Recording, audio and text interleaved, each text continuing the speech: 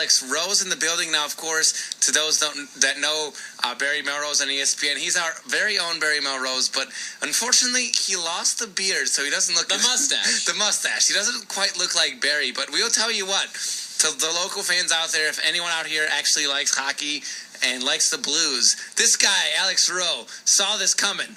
So if that's not enough to tell you that he's an expert, this is true. I don't know what my sleeper pick preseason in the Western Conference. I also got my Eastern one, the Rangers. They're looking pretty good up there. So there you have it. So anyways, though, we got him on here for the playoff preview. But before we start the playoffs, real quickly, Alex, who's your regular season MVP? Oh, MVP. Well, let's start me off with an easy one here. That's Evgeny Malkin all the way. It's an easy one. I mean, look at the year he's having. 107 points. No one's even close to. I think Stamkos is close to him. He's like 10 or 9 behind him. I mean, it's not even close. I mean, he's back to where he was, or he's even better than he was 2-3 years ago when people were talking that he was maybe the second or third best player in the league behind, Crosby and Ovechkin. Obviously, Ovechkin's kind of fallen off.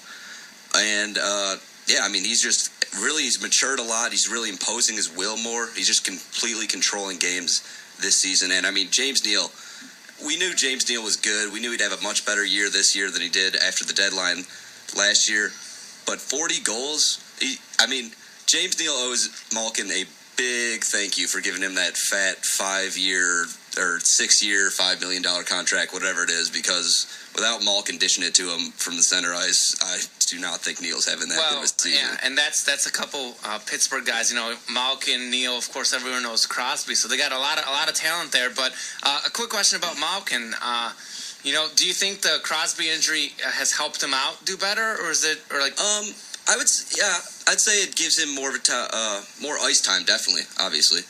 And more just time to step up. It's always been, people always said, you can't balance 2 superstars, and obviously they made it work with the Cup 3 years ago, or 2 years, whatever it was. And, I think that's just kind of how it works, is, one superstar goes down, the whole team steps up, but obviously you have a guy like Malkin, just coming off his injuries last year as well, obviously he really stepped up, really matured. Yeah, and then how about, some people out there might argue with you that say, how about Steven Stamkos? I mean, he's got 59 goals. You talk about him being 9 points behind Malkin. Malkin's 10 goals behind him. Why not Stamkos? Who's Stamkos playing in the first round of the playoffs? The Lightning. Who are they playing? They're not in the playoffs. Oh, okay. He's playing golf? Yeah. Okay. All right. Well, there you go. How valuable can he really be? If his team can't make the playoffs with superstars on there like Vinny Lecavalier, Martin St. Louis, Yeah, St. Louis was a great player. I mean, they had lots of goaltending issues. Obviously, they had a lot of injuries on the blue line. But do you think because obviously hockey? I mean, don't get me wrong. Stamkos had a great year from a pure goal scoring standpoint. I am not a big fan of his two-way play. I think he really needs to improve in the face-off dot as well. But yeah, he's the best pure sniper in the game, easily. Because I don't think he's the best player by any stretch, and I don't think he's been the best player so far this season. I mean, I'm on par with you because as you said it, Malkin really does everything, and he's getting the assists and the goals. It's not like he's not getting goals; he's second in goals. But hockey is a sport where obviously that there's a lot more people enter the game. There's ice times. The guy on the third line is going to be getting ice time. The third string point guard isn't going to be getting in games in NBA except for Lynn with all the injuries. But do you think a guy should be able to raise his team to a higher level, or what's been the problem in Tampa Bay there? I think a lot of it's been just absolutely terrible goaltending. I think Rolston really fell off in his old age, and then they had I forget his backup's name, but he was not doing well either. They just brought up Sebastian Caron. They brought up Dustin Tokarski from World Junior Canada fame a couple years ago. And just no goalie they plug in has worked in that system. And it's really weird because they run that trap, that 1-3-1, where they really kind of shut you down in the neutral zone. They let you, you have to dump it in. You can't, they try to take the puck away from you. And it worked really well with Guy Boucher coming in last year. And this year just has not worked. Yeah, it hasn't worked at all, as you mentioned. And, I just, doing some research about Tampa Bay and, Rolston, as you said, not having a good season. He's leading the team in losses, and he is the number one goaltender, but he's not leading the team in wins. It's Garon. Oh, yes. He's leading the team in wins. So, just very interesting to see that. And last year, they were one of the best teams in the NHL this year. Yeah. They were one game away from the Stanley Cup Finals last year. Yeah, so it's been a rough ride for them. But, talking about a team that's slipped down, of course, the Lightning, but a team that's really skyrocketed this season has been the Blues. I mean, they're going to get a 1 or 2 seed here in the playoffs, depending on how they do today. And of course, right here, Alex saw this coming, of course, but do you think they're a legitimate Stanley Cup contender? Because obviously, you expect them to win in the first round, maybe the second, but are they a team that can win the Stanley Cup?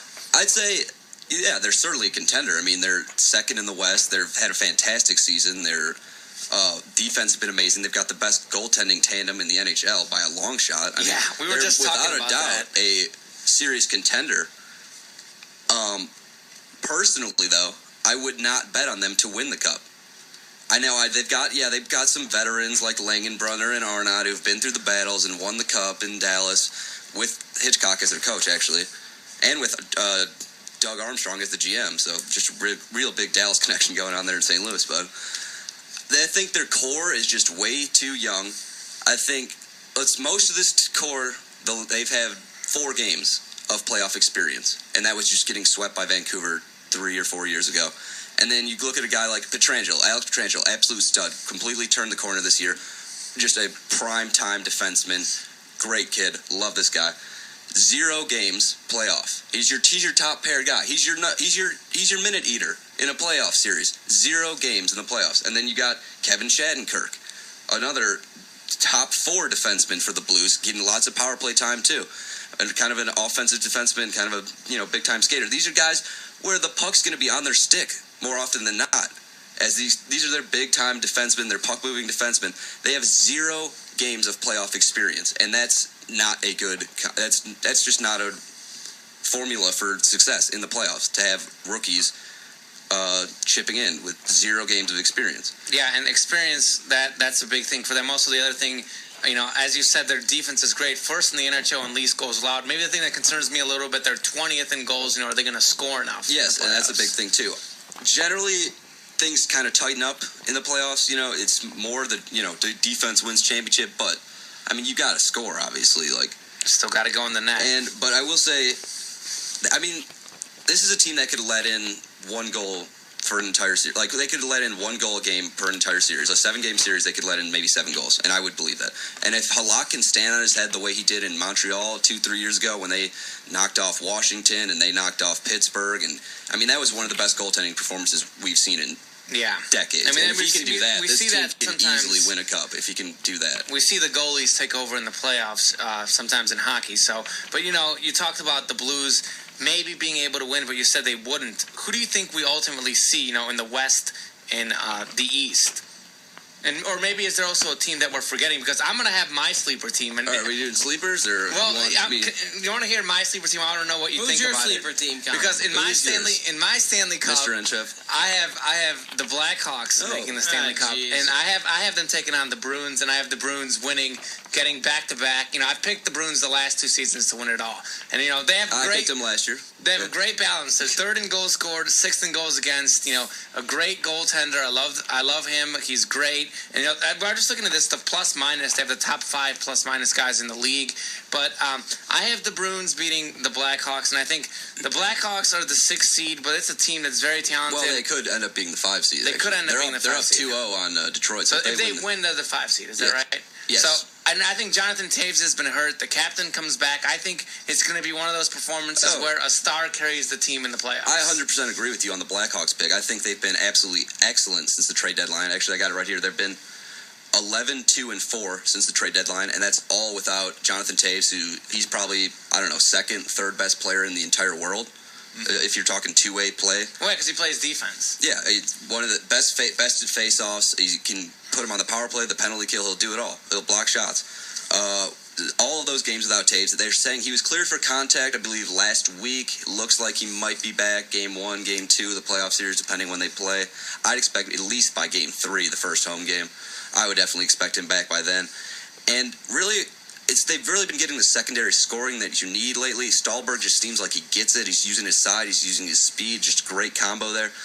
And also, it looks lately they've just been playing for themselves more. They've been playing together. They've been not for themselves, rather. I mean, for each other. Team, right. They've been fighting together more. And I think that's because the insertion of Andrew Shaw and Brandon Bollig. They've really some just gritty guys, some sandpaper guys, as some guys like to say, that really just get it done, and they really don't let you take liberties on their stars, and they don't let you take liberties against this team, and they're just playing together. And they're the only team in the NHL who have not shut out a team in a game, which is generally not a good sign. I was going to say, the one thing concerning with they're the Blackhawks 19 minutes away. They're 19 minutes away from maybe getting their first shutout, so it's peaking at the right time. So maybe. who do you have in the West, and who do you have in the Stanley Cup, and who do you have winning it? Ultimately in the West, I mean, it's so hard to pick someone coming out of the West. I mean, it really is the wild, wild West this year. Ironically, without the Minnesota Wild in the playoffs, but I'm just going to have to go with my preseason pick on this one. The San Jose Sharks. I really think Havlat just returned. They've really been peaking. They've really been playing former well. Blackhawk. Yes, a former Blackhawk, former Senator. Yes, and Havlat, he's one of those money players who just, when the stage gets bigger in the playoffs, he just gets better.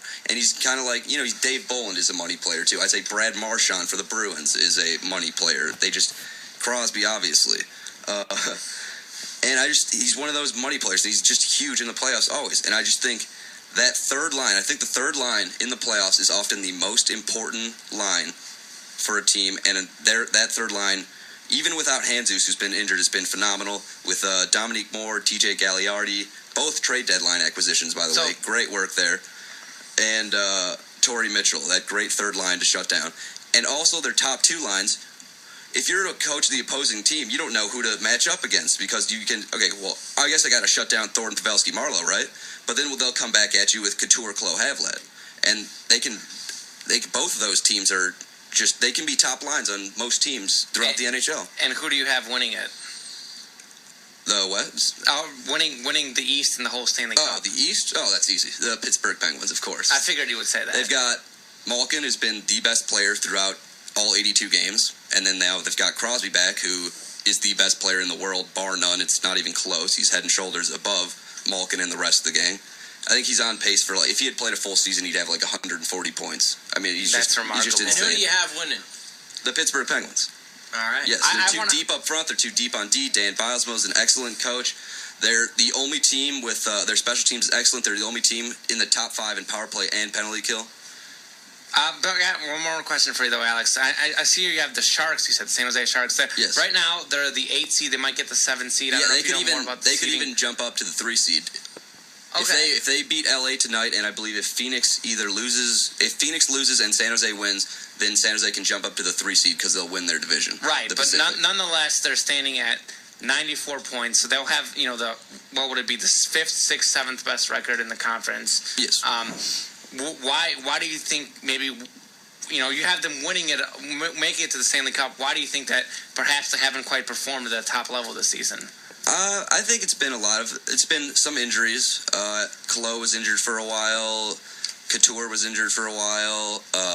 Handzus is injured right now. Havlat obviously injured for a while. Niemi kind of started off slow like he did last year as well. And they've just had some trouble. Thornton kind of has been no-showing offensively, but he's coming back now.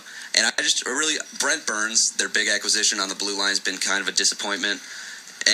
But I think right now they're peaking at the right time. Their power play's been excellent. They're second in the league in the power play, I believe. And Mark-Edward Vlasic is having an absolutely career year. Pickles, as they call him, Vlasic. And I just think, and it's all about matchups in the West, and I think they can beat just about anyone they match up with. Great. All right. Well, thank you, Alex Rowe, for joining us. Thank you for having me. The hockey analyst. Thank you, Alex. But now we're going to move on. We got 4 minutes left. We have to move on here. Oh, this is quick though. It's easy. Weird web story. Tom, you have one. Yeah, I've got a